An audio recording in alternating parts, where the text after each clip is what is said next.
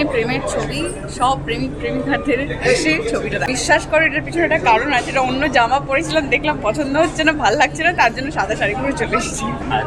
মরশুমে প্রেমের ছবি, সব প্রেমিক প্রেমিকাদের এসে ছবিটা দেখার জন্য। এরকম একটা রোমান্টিক ছবিতে আমাকে প্রথমবার দেখা গেছে, আমি বলবো।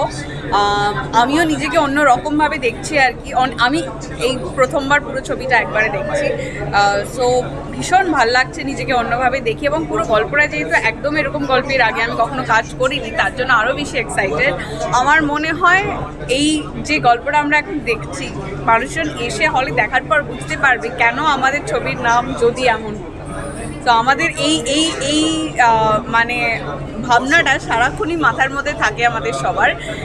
কখন সেটা ট্রিগার করে সেটা নিয়ে আমাদের ছবি গল্প।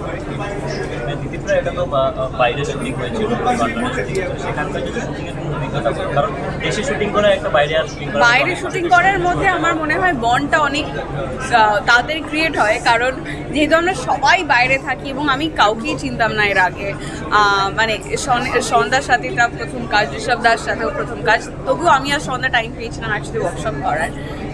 বাট যখন গেছি এবং পুরো সিনেমাটা শুট করার আগে আমরা প্রচুর মজা করেছি, আড্ডা দিয়েছি, কিন্তু সব থেকে বেশি হচ্ছে আমরা যেটা করেছি যে কী পেয়েছি ঠান্ডায়, দেখে অতটা বোঝা যাচ্ছে না। স্নোফলের মধ্যে শ্যুট করছিলাম আমরা, যারা যারা ছবিটা দেখেছে বুঝতে পারছে, ইন্টারভেল আগে পয়েন্টের আগে অবধি স্নোফল চলছিল, দেখাচ্ছিল। সো এরকমভাবেই কাঁপতে কাঁপতে শ্যুট করেছি এবং দুর্দান্ত অফ স্ক্রিন তো প্রচণ্ড মজা করে শ্যুট করেছি। আচ্ছা, সামনে তো সরস্বতী পুজো, সেই জন্য কি মানে সাদা ড্রেস?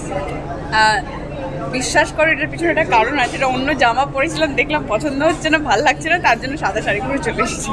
আচ্ছা, থ্যাংক ইউ।